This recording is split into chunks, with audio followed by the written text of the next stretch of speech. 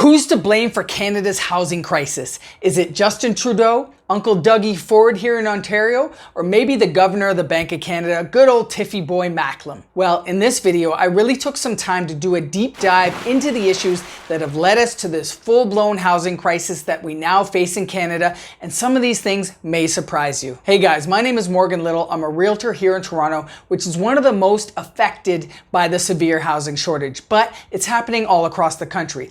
So I'm out here on the front lines every day witnessing how this housing crisis is impacting people who just want the Canadian dream of home ownership that has now gotten so far out of reach for so many people. Around the globe, Canada has earned recognition for many things, including being uber polite, playing hockey, Drake and Justin Bieber, and the former mayor of Toronto smoking crack on camera in the hood, which made for global headlines. Rest in peace, Rob Ford. And by the way, if you didn't know, his brother is now the premier of our beautiful province of Ontario, who made headlines of his own recently for selling off pieces of protected land called the Greenbelt to his developer buddies, all in the name of helping solve the housing crisis. However, recent additions to this list of things that Canada is known for are less flattering, namely escalating debt and the housing affordability crisis we find ourselves in.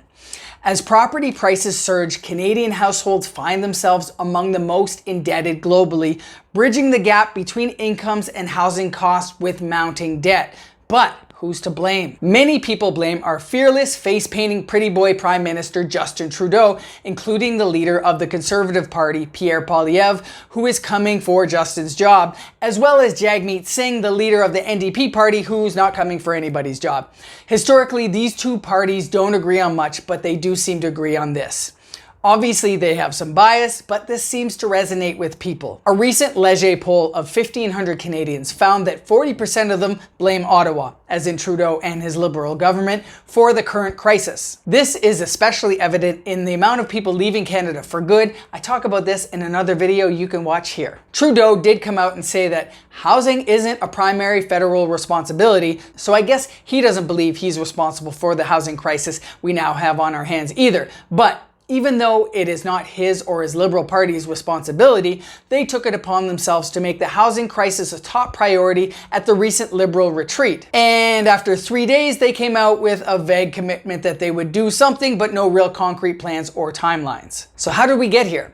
Obviously, this didn't just happen overnight, so let's look back a little bit. Reflecting on the 2008 financial crisis, Canada weathered the storm with much more resilience than the US, and this has been attributed to more regulated mortgage practices and a healthy banking industry. However, the lack of correction in property prices, even during the most recent pandemic-induced slump, now poses a serious affordability challenge. The surge in housing prices, far outpacing income growth, has led to a situation where the average Canadian household now needs a minimum of around $180,000 to afford a $750 property. And keep in mind, the average detached home in Toronto is about 1.2 million and more like 1.3 in Vancouver. So as you can see, there's a large gap there. Put it like this, housing prices have doubled in the last decade, where income's only gone up about 25%. Further exploring the roots of this crisis, Canada's concentrated population in urban centers. Yes, it's a huge landmass, but most people live in a few key areas, coupled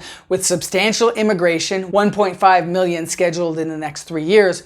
All of this has intensified the demand for housing. However, the country faces a significant shortage in housing supply, with the lowest per capita housing supply among G7 nations.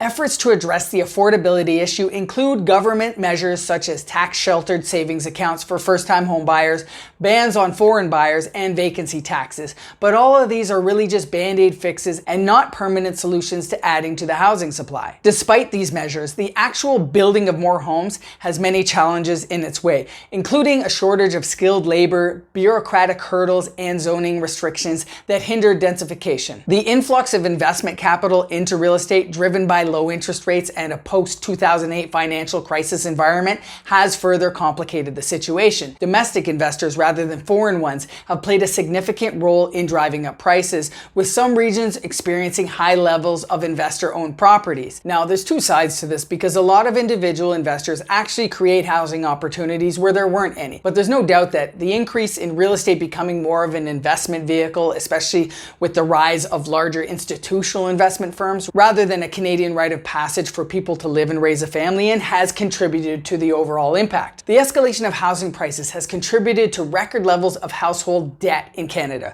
reaching $1.85 of debt for every dollar of disposable income. This places Canadian households among the most indebted globally, surpassing the household debt to GDP levels in the US before the 2008 financial crisis. The recent hikes in the Bank of Canada's policy rate has led to a slight cooling in the real estate space, impacting both home prices and debt levels. However, the rate hikes have also exacerbated the affordability problem, leading to a surge in mortgage payments and rental prices. So much so that prisoners are asking to stay in jail rather than to get out and be released and have to find a place to live, with the average rent for a one-bedroom in Toronto now being over $2,600 per month. But what about Tiff Macklem and the Bank of Canada? Is it their fault? After telling Canadians during the pandemic that interest rates would stay low for the foreseeable future, the Bank of Canada then proceeded to increase interest rates at a rapid pace never seen before, so that now many Canadians can no longer afford their mortgages. I can already hear people commenting about how in the 80s the rates went from 12 to 18%. Fine, that would not have been fun, but it really pales in comparison to the increase from the low 1% up to the around 6% that we're seeing now in a matter of months, especially when you compare the price of a home in the 80s to now. The impact of these increases has been felt on variable rate mortgages, with 1/3 of Canadian mortgages being variable rate, while fixed rate mortgages, which are not truly fixed, reset after a few years based on the bond market rates, which have shot up as well, and your mortgage terms, contributing to the financial strain on homeowners in both sectors. Additionally, the recourse nature of mortgages in Canada means that lenders can go after personal assets if the mortgage isn't paid in full, even if the property is relinquished. Now, despite these challenges, so far there has been a fairly low delinquency rate for mortgages in Canada, currently about 0.15% as of Q2 2023. Possible explanations include Canadians tapping into their pandemic-acquired cash savings to make mortgage payments and a decline in new listings. Although I think we're going to see those numbers go up. The unpredictability of short-term price movements make it challenging to determine the future of the Canadian housing market, and many ask, why hasn't it crashed yet? And look, I don't have a crystal ball. I can't say it won't ever crash, but the simple truth is that there's a demand for housing which is increasing with our massive immigration targets, so I just don't see prices going down too much. We're experiencing a correction and the growth we've seen is not sustainable. But will it all come crashing down? I think it's doubtful. So who or what do you think is to blame? Let me know your thoughts in the comments. As always, if you're considering making a move in your market, it's important to work with people who have knowledge and experience into the complexities of the market where you're at, and the need for careful consideration when making decisions with a focus on affordability, risk tolerance, and personal circumstances is more than ever encouraged, rather than attempting to time the market. If there's anything I can ever do to help, don't hesitate to reach out. Use my Calendly link in the description below, and I look forward to connecting. Till then, stay well and stay hungry.